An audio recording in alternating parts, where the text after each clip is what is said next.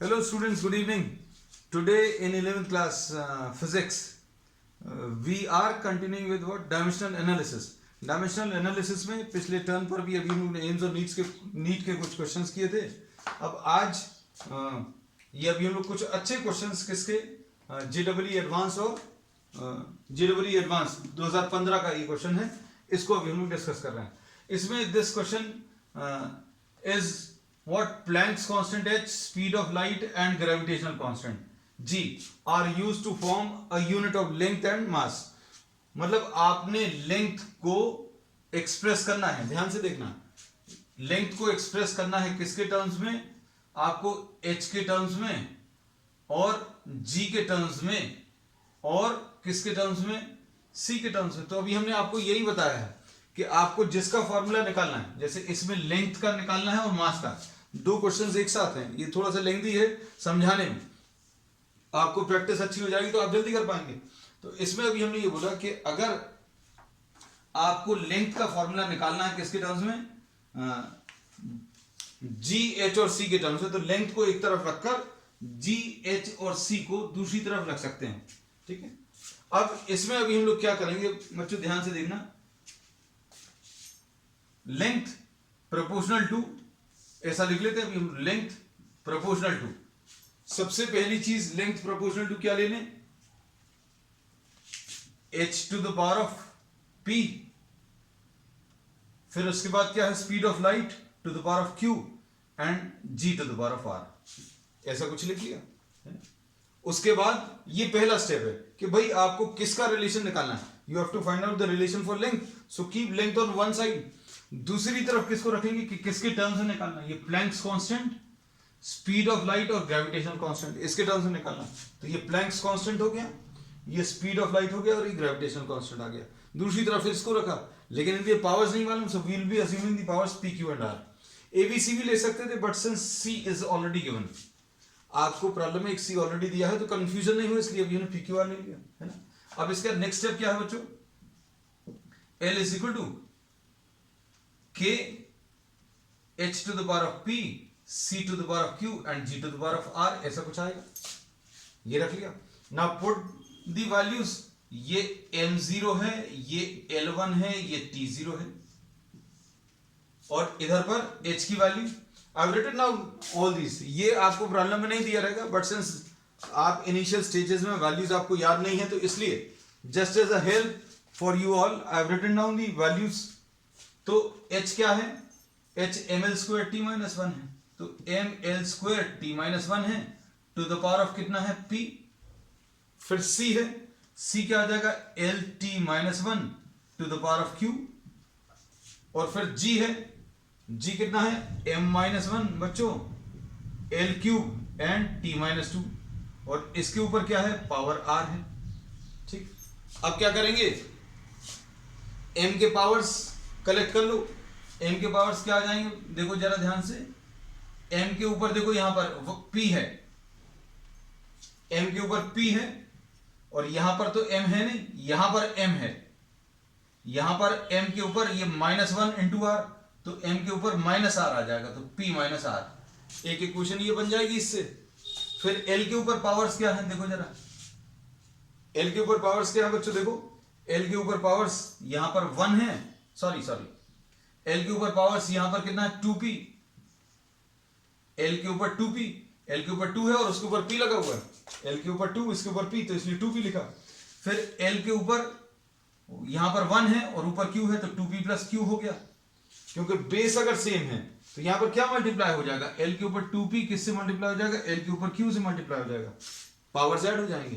फिर अगला क्या है? l के ऊपर 3r है ना, तो ये प्लस 3r आ जाएगा. तो ये सेकेंड इक्वेशन फॉर्म हो गई है ना. अब इसके बाद क्या करोगे बच्चों?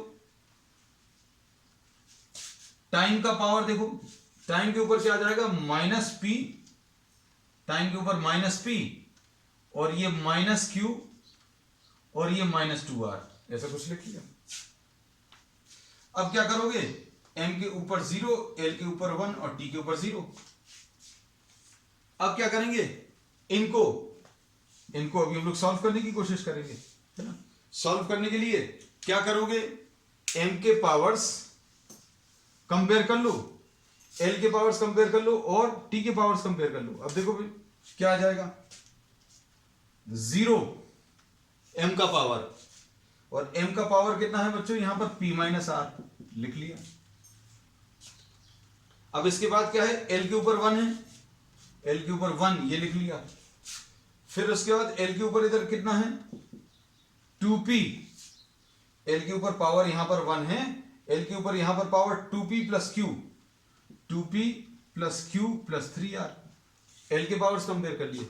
फिर तीसरा क्या है 0, 0 is equal to what, minus p minus q and minus 2r। ठीक, सॉल्व करने का तरीका अब आपका सबका अलग अलग हो सकता है। तो अभी हम ये बोलेंगे कि भाई ये सेकंड इक्वेशन और थर्ड इक्वेशन को ऐड कर दो, सेकंड प्लस थर्ड, ये सेकंड है, ये थर्ड है और ये फर्स्ट है। सेकंड और थर्ड को ऐड कर लो बच्चों। सेकंड और थर्ड को अगर आप ऐड करोगे तो क्या आ जाएगा, इसमें देखो माइनस क्यू और प्लस क्यू कैंसिल होगा और 0 और 1 मिलकर 1 आएगा, 2p माइनस p मिलकर p आएगा और 3r माइनस 2r मिलकर प्लस r आएगा। तो p प्लस r की वैल्यू, p प्लस r की वैल्यू बच्चों कितनी आ जाएगी, इसमें 1 आ जाएगी, है ना। तो p plus r is equal to 1। अब इसके बाद इस इक्वेशन को फिर से कॉपी कर लो, फर्स्ट वाले को। फर्स्ट वाला क्या है 0 is equal to p minus r, इन दोनों को अगर आप ऐड करोगे तो प्लस r और माइनस r ऐड होगा, 1 इज इक्वल टू 2p आ जाएगा। हमने ये कौन सी वाली कॉपी कर ली, ये फर्स्ट वाली। ये वाली कौन सी इक्वेशन लिखी है, सेकंड प्लस थर्ड, इन दोनों को ऐड कर दिया। इन दोनों को ऐड क्यों कर दिया, क्योंकि इसमें प्लस क्यू और माइनस क्यू कैंसिल हो जाएगा, है ना। अब देखो क्या कह सकते हैं, 2p इज इक्वल टू 1 आ गया तो p की वैल्यू 1/2, p की वैल्यू 1/2 आ जाएगी। अब इसमें ये सब तो रब कर दें क्योंकि यूज कर लिया बच्चों अभी हमने, है ना। अब देखो hb रब कर दे रहे हैं, ठीक है। अब जहां पर जिसकी जरूरत पड़ेगी अभी हम लोग लिखते जाएंगे। अब p आ गया, इसमें first equation p minus r is equal to 0 था, तो r और p बराबर आ गए बच्चों। तो r और p बराबर आ गए, p की वैल्यू 1/2 थी। चलो अब इसके बाद तीसरा क्या बचा है, p हो गया, r हो गया। अब q निकालना है, तो q कैसे निकालना है, इसमें ज्यादा दिमाग मत लगाना, है ना, क्योंकि अब ये पार्ट फिजिक्स का नहीं है। इसमें जैसे मान लीजिए कोई बच्चा हमारे साथ नहीं कर पा रहा है, then you can just pause the video and do it yourself, है ना, क्योंकि ये अब आपको खुद करना है। p और r की वैल्यूज अभी आप किसी एक इक्वेशन में रख दो, जैसे इसमें रख दें या इसमें रख दे रहे हैं सेकंड वाले में। अब इसमें 1 is equal to 2 into p is 1/2 plus q भी लिख लिया, प्लस 3 इंटू r 3 इंटू 1/2। लो भाई, अब ये सॉल्व करने पर बच्चों कितना आ गया, ये 2 और 2 कट गया, तो q की वैल्यू कितनी आ जाएगी, इधर पर 1 बचा, इधर पर 1 बचा, ये 1 और ये 1 कट जाएगा, तो q की वैल्यू कितनी आ जाएगी, -3/2। अब देख लो अच्छे से, रिलेशन आ गया। रिलेशन अब हम लोग इसमें रख दें या इसमें रख दें। अब देखो कितना मिलेगा, इसमें लेंथ में अब देखना क्या चीज आएगी, p की वैल्यू कितनी है, p की वैल्यू 1/2, है ना। तो अब हम लोग इसको लिख ले रहे हैं, p की वैल्यू 1/2, c के ऊपर q के ऊपर कितना है -3/2 और g के ऊपर r की वैल्यू कितनी है, ये भी 1/2। अब इतने से क्या कुछ रिलेशन मिल रहा है, तो देखो बच्चों, लेंथ प्रोपोर्शनल टू, लेंथ के ऊपर दो रिलेशंस दिए हुए हैं। कौन कौन से दो रिलेशंस दिए, लेंथ प्रोपोर्शनल टू √h। ये तो सही लग रहा है, क्यों लग रहा है, क्योंकि लेंथ प्रोपोर्शनल टू h के ऊपर 1/2, h के ऊपर 1/2 का मतलब क्या होता है, length proportional to h to the power 1/2 का मतलब क्या होता है, h के ऊपर 1/2 का मतलब √h, है ना। तो ये तो सही है। अब length proportional to √g, l proportional to g to the power 1/2, ये भी सही है। तो इसमें दो तो सही आ गए, किससे, अभी हमने सिर्फ लेंथ सॉल्व किया है। अब क्या सॉल्व करना है, अब हमें मास सॉल्व करना है। अब थोड़ा सा दिमाग लगाना, थोड़ा सा क्या दिमाग लगाना। अब हमें क्या करना है, मास को एक्सप्रेस करना है। देखो अब हम थोड़ा सा टाइम बचाएंगे, आपको भी टाइम बचाना है, क्योंकि अगर आपको ये क्वेश्चन जो है कुछ मिनटों के अंदर करना है, कुछ सेकंड्स के अंदर अगर करना है, तो you have to save time. अब टाइम कैसे सेव होगा? लेंथ की वैल्यू तो अभी हमने लिख लिया, इतना सब कुछ नहीं लिखना पड़े। अभी हमने क्या कर लिया, यहां पर मास कर लिया, सिर्फ क्या चेंज किया, अब हम लोगों ने क्या कर लिया, यहां पर ये क्वेश्चन तो हो गया है, इसलिए फिर से पी क्यू आर लिख दे रहे हैं, पी क्यू और आर। अब लेंथ की जगह मास लिख दिया, यहां पर मास आ गया, मास के ऊपर 1 है, एल के ऊपर 0 आ गया, टी के ऊपर 0। बाकी राइट हैंड साइड में, तो राइट हैंड साइड में बच्चों कोई चेंज नहीं आया है ना। अब राइट हैंड साइड में कोई चेंज नहीं आया, मतलब ये इक्वेशंस बन गई। इक्वेशन क्या बनेगी, अब हम इक्वेशन से डिस्कस कर ले रहे हैं यहां वाले पार्ट से। तो ये कुछ तरीके हैं, अभी आप क्वेश्चंस को करते समय आप कुछ समय बचा सकते हैं। 0 is equal to p minus r, ये वाला कुछ गलत लिखा हुआ है, ये m टू द पावर 1 है, l टू द पावर 0। अब देखो यहां पर ये 1 आ जाएगा, 1 is equal to p minus r, l के ऊपर पावर, l का पावर 0 है, l के ऊपर ऐसा कुछ आ गया, और तीसरा क्या, 0। ये सब कुछ बिल्कुल सेम। अब फिर से क्या करो, सेकंड प्लस थर्ड कर लो। सेकंड प्लस थर्ड करेंगे तो बच्चों क्या आ जाएगा, इन दोनों इक्वेशंस को ऐड करोगे तो ये कट जाएगा, 0 इज इक्वल टू पी, कुछ गलत तो नहीं लिख रहा है, 0 इज इक्वल टू व्हाट, यहां पर P plus r, P plus r is equal to 0 है ना। अब P plus r is equal to 0 और P minus r is equal to 1। अब ये फर्स्ट वाली इक्वेशन फिर से कॉपी कर लो, 1 is equal to P minus r. तो क्या मिलेगा बच्चों, देखो इन दोनों को ऐड करके 2p इज इक्वल टू 1 आ गया, यानी p की वैल्यू बच्चों कितनी आ गई, p की वैल्यू 1/2, एक ही आ गया। अब p की वैल्यू 1/2 है, इसमें रख दो, p plus r is equal to 0, तो इससे r की वैल्यू माइनस p, यानी r की वैल्यू माइनस 1/2, ऐसा कुछ आ गया सेकेंड इक्वेशन। अब क्या हमें क्या चाहिए, अब Q चाहिए। Q के बारे में तो अच्छा, Q के बारे में पूछा है ना। चलो अब इसमें Q कैसे निकालेंगे, Q निकालने के लिए इसमें रख दो 0 is equal to 2 into P, P की value 1/2 plus Q plus 3 into minus 1/2, ऐसा कुछ आ जाएगा। अब सॉल्व करने पर कितना आएगा बच्चों, ये इधर 1 बचेगा, 1 माइनस 3/2, यानी कितना आ जाएगा, Q की वैल्यू ये सॉल्व करने पर यहां पर लिख दे रहे हैं, Q की वैल्यू 1/2 आएगी। अब मास का रिलेशन भी आ गया, मास में तीनों वैल्यूज 1/2 आई हैं। कौन कौन सी, मास में P की वैल्यू कितनी आई है, 1/2, Q की वैल्यू कितनी आई है, ये भी 1/2, और R की वैल्यू कितनी आई है बच्चों, -1/2, ऐसा कुछ। अब देखो मास किसके proportional, mass proportional to square root of C, square root of C के प्रोपोर्शनल आ रहा है ना। तो अब इसका कितना आ जाएगा, इसका 1, 3 और 4 आंसर आ गया है ना। तो ये देखो ये क्वेश्चन जो था ये थोड़ा सा टिपिकल है, आप इसको पूरा एज इट इज कॉपी करने की कोशिश मत करना, ना समझने की।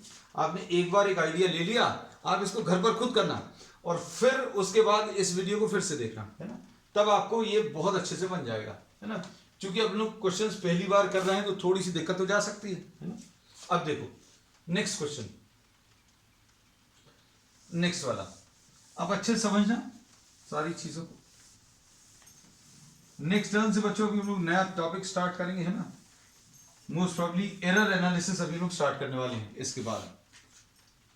अब देखो इसमें इन्होंने किसको निकालना है, to find the distance d, distance d निकालना है। किसके टर्म्स में, डिस्टेंस d डिपेंड्स कर रहा है डेंसिटी के ऊपर, फिर उसके बाद एस के ऊपर, और ये किसके ऊपर डिपेंड कर रहा है, और फ्रीक्वेंसी एफ के ऊपर। हम इधर कहीं पर लिख दे रहे थोड़ा सा ताकि जगह यूज कर पाए। Distance D depending on density rho, और किसके ऊपर, एस के ऊपर बी और एफ के ऊपर सी।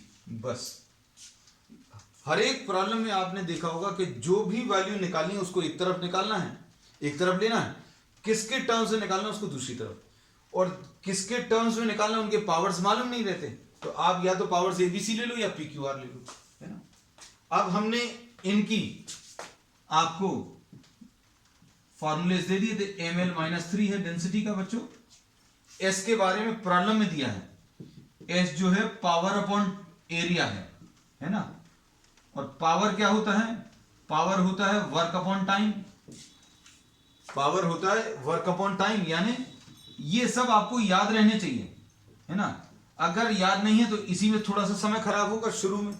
जब आपको ये सब याद हो जाएंगे तो ये टाइम आपका बचेगा। ml²t-3 है अपॉन ml²t-2 था, नीचे एक t था, तो ये t ऊपर जाएगा तो -2 और -1 हो जाएगा, जो कि किस में कन्वर्ट हो जाएगा, -3। अब इसके बाद नेक्स्ट है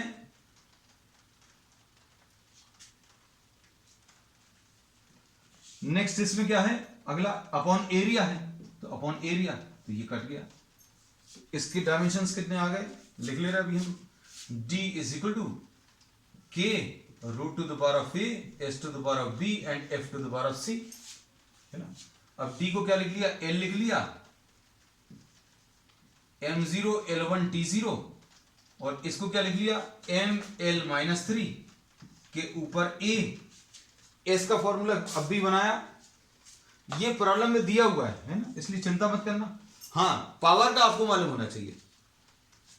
अब ml-3 इसका लिख लिया, एस का कितना है, एस का mt-3 b, और f यानी 1/t। फ्रीक्वेंसी क्या होता है बच्चों, फ्रीक्वेंसी होता है 1/t, तो ये t⁻⁻1 है ना। तो अब इन्होंने क्या निकालने को बोला, सिर्फ एस का पावर सॉल्व करना है। एस का पावर सिर्फ सॉल्व हो जाएगा क्या, चलो देखते हैं, सिंप्लीफाई करो। हम अब ये वाला पार्ट रब कर दे रहे हैं क्योंकि इसके बारे में डिस्कस कर चुके हैं। अब देखो बच्चों क्या आएगा, 0 m का पावर, यहां पर m का पावर कितना है, देखो m का पावर यहां पर a है, m का पावर a है, और यहां पर m का पावर कितना है बच्चों, b है, तो a + b is equal to 0। फिर l का पावर 1 है, l का पावर -3a, l का पावर -3a, बस और कुछ नहीं है। अब इसमें देखो प्रॉब्लम में इन्होंने क्या सॉल्व करने को कहा था, इससे a की वैल्यू l के पावर से तो सॉल्व ही हो गया बेटा, a की वैल्यू -1/3 इसमें रख दो, तो b की वैल्यू -a आ जाएगी, यानी b की वैल्यू -1/3, तो b की वैल्यू 1/3 आ जाएगी। प्रॉब्लम को अच्छे से समझना, इन्होंने क्या बोला, इन्होंने बोला कि d और s के बीच का रिलेशन चाहिए, किस किस के बीच का, d और s के बीच का। तो अभी हमने क्या किया है, b जहां पर आ गया तो हम रुक गए, तीसरा c निकालने की कोशिश भी नहीं करी, क्यों, क्योंकि जरूरत ही नहीं है। अब d प्रोपोर्शनल टू बच्चों क्या है, s के ऊपर क्या है, b, s के ऊपर b यानी 1/3, ऐसा कुछ आंसर आ गया। लेकिन इसमें इन्होंने पूछा था d proportional to s⁻1/n, s⁻1/n, और ये 1/3 आया तो n कितना आ जाएगा, तो n की वैल्यू बच्चों 3 आ जाएगी, क्योंकि 1/n, 1 के नीचे जो है वो n है, 1 के नीचे जो है वो n है ना, ठीक है। अब इसमें नेक्स्ट टर्म पर इसके कुछ और प्रॉब्लम्स भी अभी हम लोग डिस्कस करेंगे, and then we will be starting a new concept on the next term, ठीक है। That's all for today.